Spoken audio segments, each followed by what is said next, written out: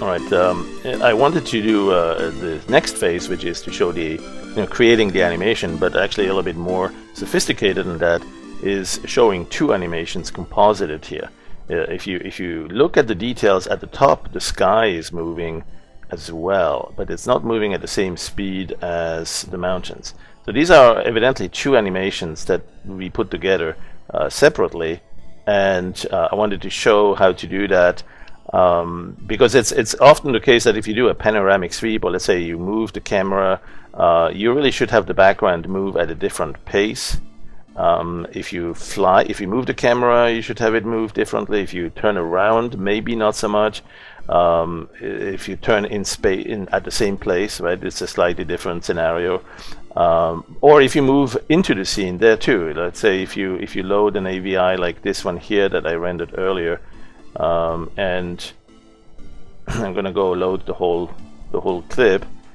This one's 300 frames, and moving in this one here, you might argue that there isn't really much change needed on the background, but even there you might expect to see a little bit of changing of the altitude depending on which way the camera is looking. Right. So let's have a look at how to animate this, and in fact what to animate this from. This elevation map was actually an image of a cloud itself. So I'm gonna go where I started, I think from one of these images. Nope, not this one here. Let me see, I think I have it here somewhere. Some cloudy patterns of some sort, storm patterns, or clouds, or something less. Let's see. I think a very recent image too.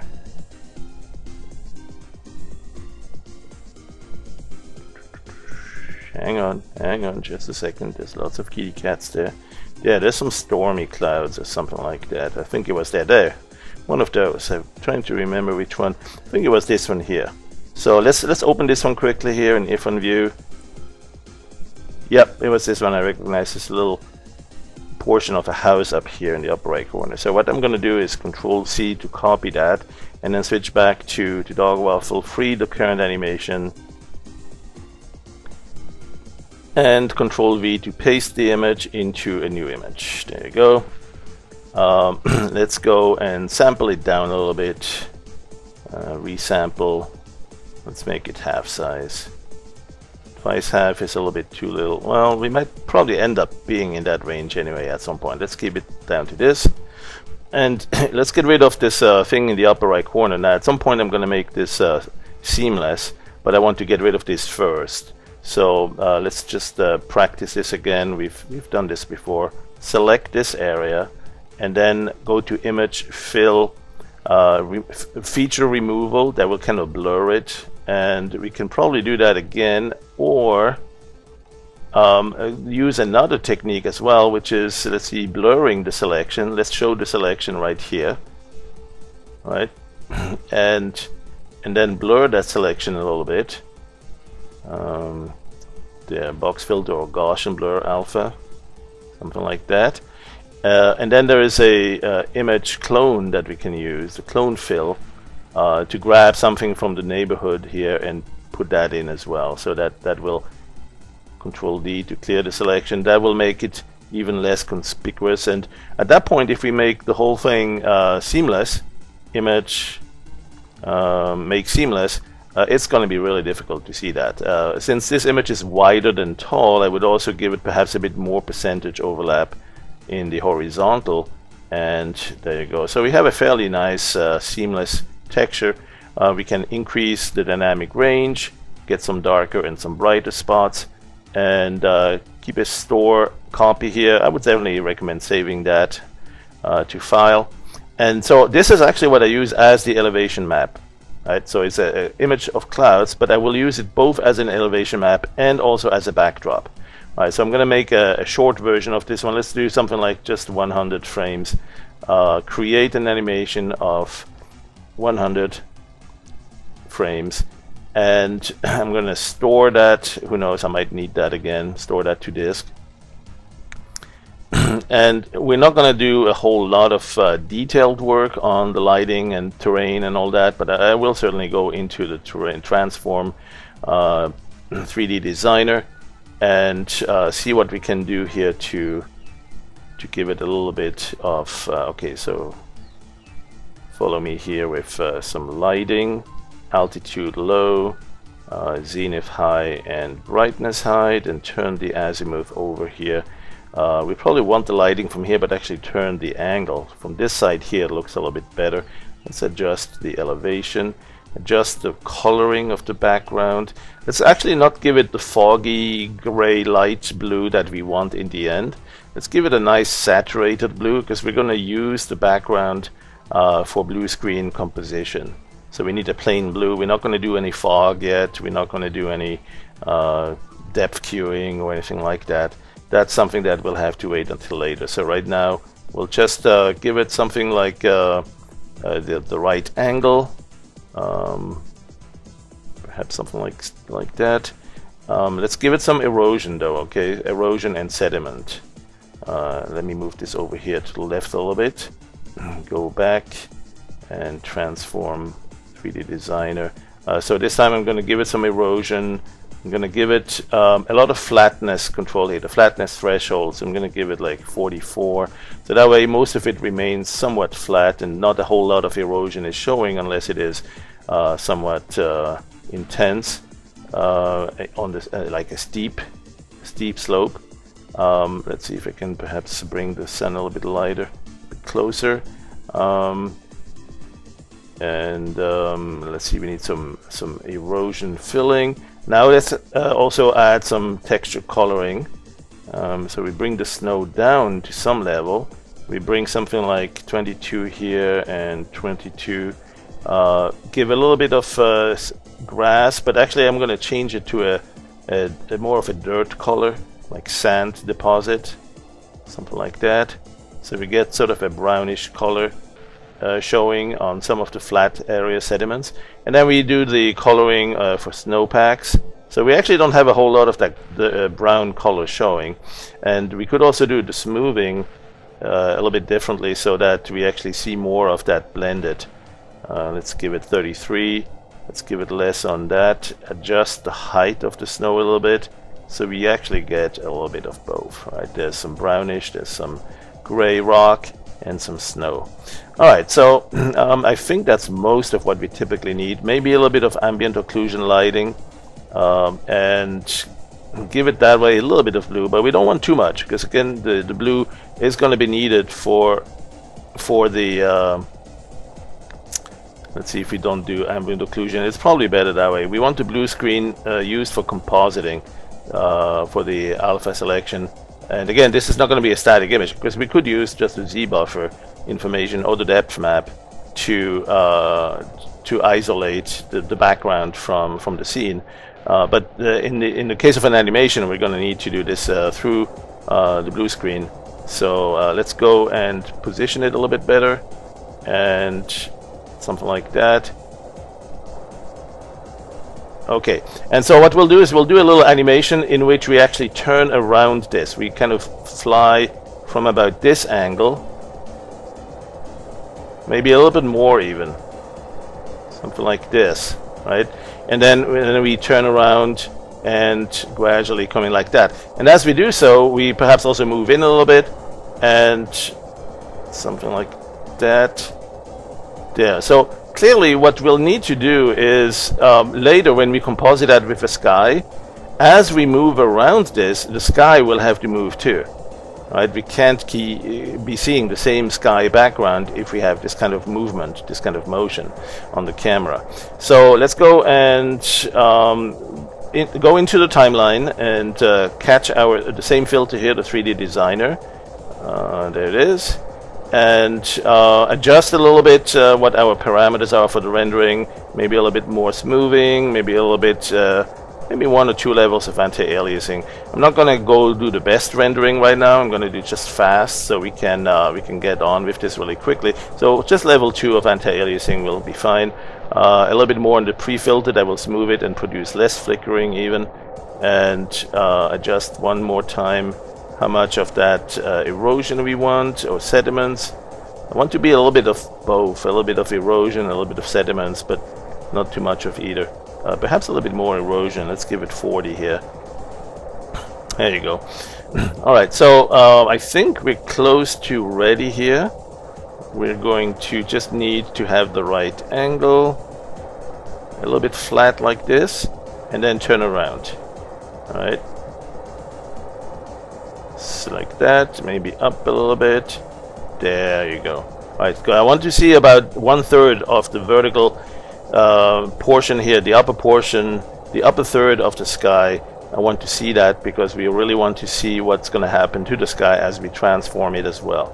So here's the animation we'll do for the foreground, and here we have a slightly different angle, so we need to come in a little bit and start here. Let me adjust, set the first keyframe and then adjust that so we can go to the last view and rotate mostly sideways, although I might want to move in a little bit to make sure I don't see this blue on the lower left corner here. Something like that. And keyframe that. And then I need to check it and make sure there is no blue showing on the corners. It's good. We just have the blue screen in the background here, and that's all we want. Alright, so let's go and render that. Let's go something like this and apply. So this one only has level 2 of anti-aliasing, so it shouldn't take too long. You see it takes about 1 second. 1 Mississippi, 2 Mississippi, even less than that. With anti-aliasing, it's not the very best and the crispest, so it will have a little bit of flickering, but it's okay for just to get the idea of what we are trying to accomplish here, which is to composite 2 animations that are to be a little bit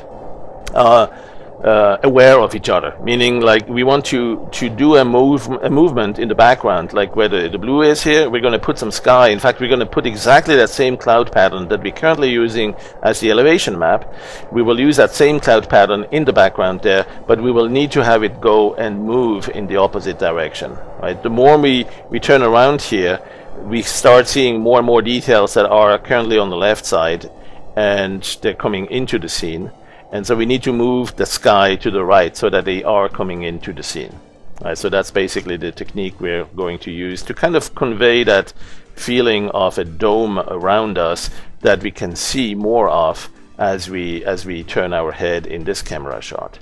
Right, we want to have the two somewhat linked together, and it's really just approximate. I mean, it's not a very precise. It could be very precise math if this was a full 3D environment when we composite the two together, but it's not. These are now rendered animations, right? So here's the first one that we rendered, something like this. And for the most part, this is a lateral movement sideways. Perhaps we also move in a little bit, and I don't know if you're moving up or down, probably not so much, not enough to really see anything like going up or so. So we only need to be worried about the sky moving sideways. Let's go first and store this animation. This is mission accomplished for the foreground. And now, as soon as this one's done, there it is. Now we'll focus on the background. So we'll put this one here again into, or what was it? This one here, I think the animation of 100 frames. There it is. No animation on this yet. Now what we need to do really with this is to shift it sideways. So in order to shift it sideways, I mean, there's a couple of ways to do it. Considering that it is actually a seamless texture, we could just use the shift tool, right? The shift filter. What is it there on the transform and shift? And we don't have to worry too much about the seam because there is none. It's a seamless image. So we could actually start with something like this that we gradually move to the right, as we have the camera showing sort of a movement like this one here. But we don't want to use it through the regular filter because that's applying the same amount of transform throughout the entire image sequence. What we need to do instead is to actually do that from the timeline. So in the timeline, we'll go to the same shift tool. There you go, and you could go and simply shift it like that. That should do just fine. Perhaps you can move it down a little bit because this upper area is where the interesting composition stuff is going to show, right? Wherever the blue is here, that's where we're going to bring the two together. So the bottom 2/3 is not so important. What we want is the interesting stuff to appear in here. And so because this is a seamless texture, we can actually just take it and shift it sideways, right? Keyframe to the first frame here and go like that, and then go to the last frame and just take the left end and move it to the right side. That will make kind of a full turn. Now maybe that's too fast, right? Maybe we don't need to move really that fast because our camera movement here is not showing a full 360-degree turn.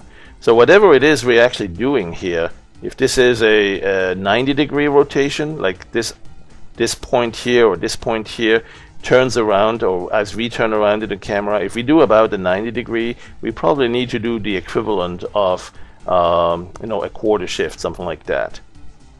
And maybe that's all we need here. All right, so let's do something like that and keyframe it, and then just double check. This one actually no good because I also moved it down a little bit. We probably don't want that. So unless we want to convey that the clouds are moving, right, and there's some wind as well. That would be actually the right thing to do then. So let's move it up just a little bit and keyframe it there. So now we have, wait, did I just put one there? Yeah, it's not enough. I need to keep it up a little bit higher. And that's still not right. Let me go back to higher resolution so it's easy to grab that control key here. And maybe I needed it this way. Am I moving this in the wrong direction? Yeah, definitely. Okay, so this one here, let me go clear and reset here the keyframes. Okay, so first keyframe over here. What part do I really want? I think this part looks really interesting. So I'm going to go like this. Or do I want, oh, this part looks really interesting too. You know what, let's use this. Something in the middle like that. Okay, and then go to the end. And just move this one about this much to the side. There, I think that will be a good animation. Let's apply that. And as soon as we have this applied, let's go check it. Looks good. Seems like we have a little bit of a seam here, barely. We won't see it though because it will disappear behind the horizon line of the terrain when we composite that. So the really interesting clouds up here, those are the ones we're going to keep, and those are the ones that are prevailing. So the next thing we'll do is we'll store this animation, and so that way we can work with both together. Coming up there in a second, so we have down here one animation and over here the other animation. So this one here is the one that we will call the foreground animation, right? And we can go and look through that. We don't want to apply that shift though anymore, but we can scrub through that to see the foreground animation, and we can see the background. Now that one we will use in the animated swap, right? So we will check this box here to say use this animation as the animated swap image sequence. And now we are ready to composite the two. So you can do that in a couple of different places.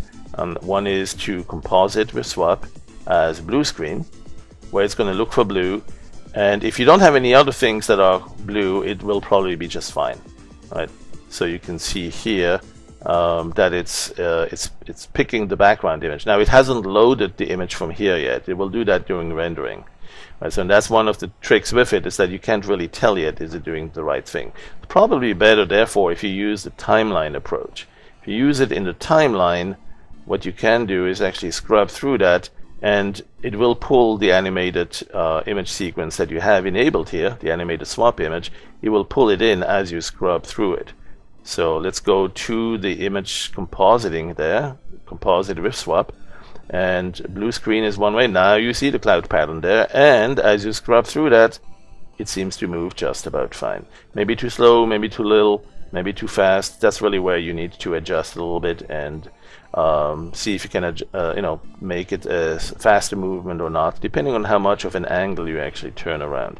The other thing you see though is it seems to be giving us a little bit of a see-through here, a little bit of a ghosting. So it's a little bit keying to that as well, and that's of course because of how you can adjust the high clip and the low clip here for the blue screen. So you want to make sure that you don't get any of that, or you know, maybe sometimes actually that's good because it gives you a little bit of a ghost. It almost looks like shadows. It's not exactly the same image as this, but it's perhaps good enough to give a little bit of a shadowing effect. Let's apply that just to see it in rendered mode, and then we can undo that. See what that looks like. Look at that. Doesn't that start to look really interesting?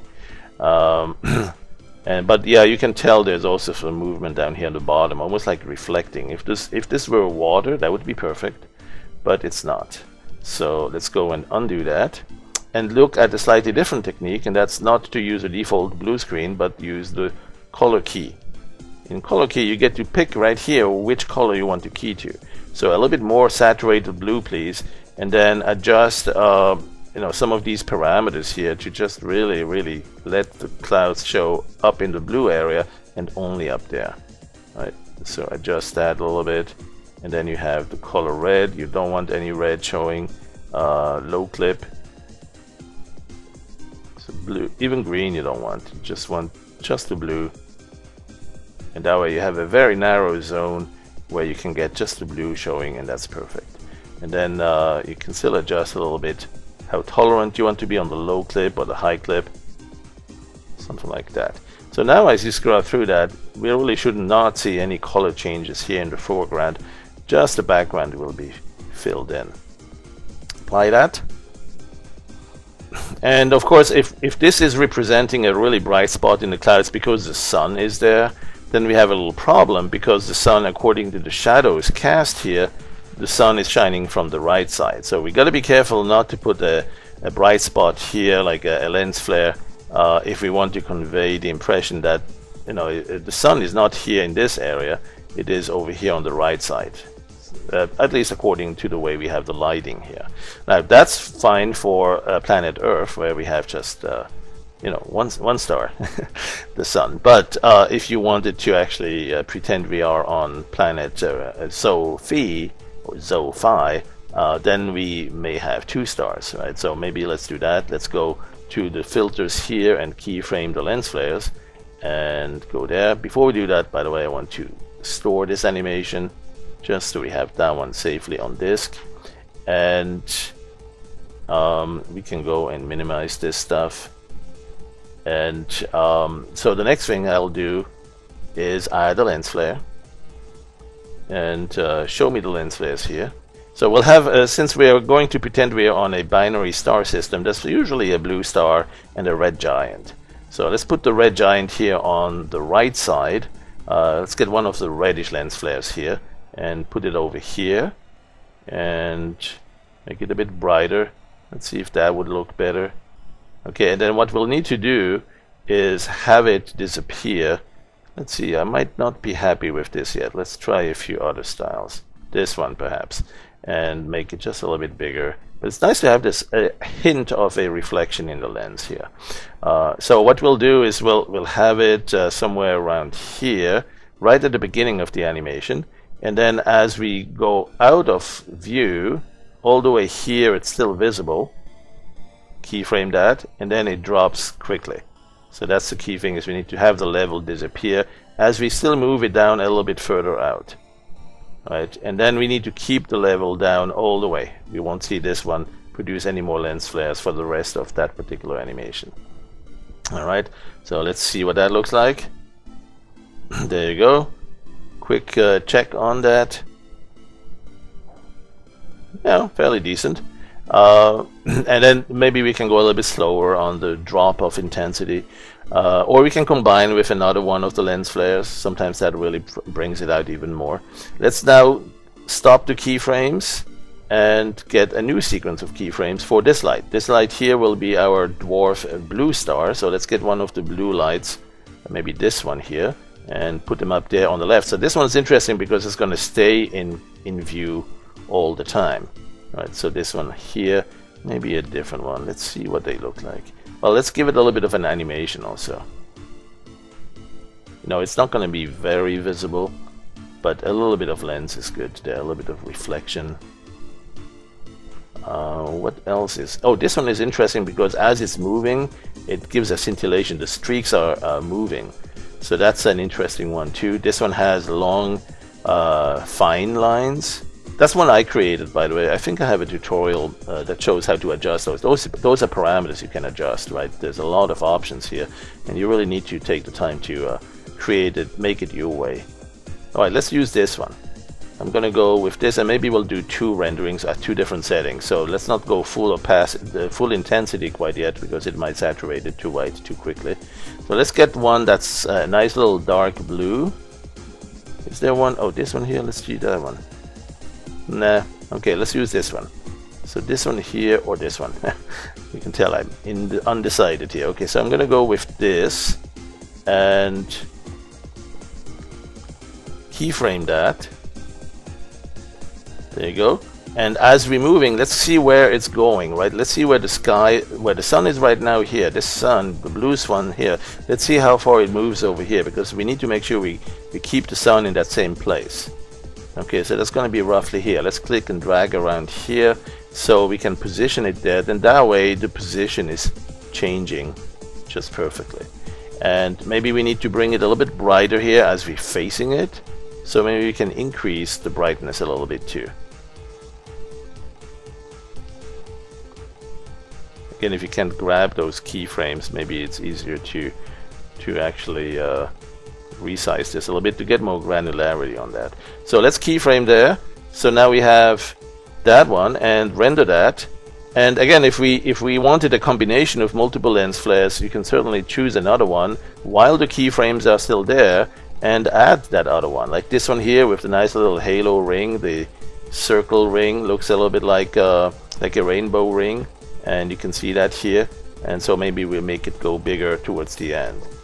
So something like this, because that adds a nice little distraction, which is always good.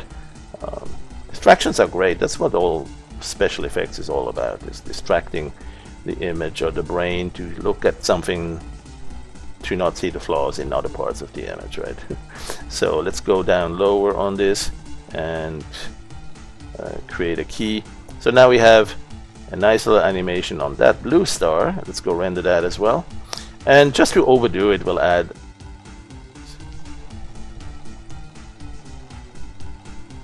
and so let's go one more. There you go. So that one will have a nice set of bright streaks. Again, also here at the beginning, a little bit more perhaps. And in fact, we could make it go the opposite direction on this, and we could reduce the streaks towards the end, because we have the other type of lens flare kind of getting dominant here. Make it a inverse relationship to the intensity, and apply that. So you see how you can quickly create some rather dramatic effects here. And then one thing that there you go. So now we have that animation with 2 suns kind of contributing to this lighting effect. And then there's obviously there's also a little bit of lens or brightness glare we might want to do here. Some filter, photographic light diffusion, always a good idea, especially to get rid of some of the sharp edges you might see, depending on how you set your low clip or high clip on the blue screen composition. You can always add that, animate it across there, and give it a nice little final touch. And if it is too bright, something that works quite magic sometimes is a soft contrast improvement. You might reduce how much of that you get, or how far it reaches, or how bright the whole thing gets. It's an interesting one to explore as well, and apply that.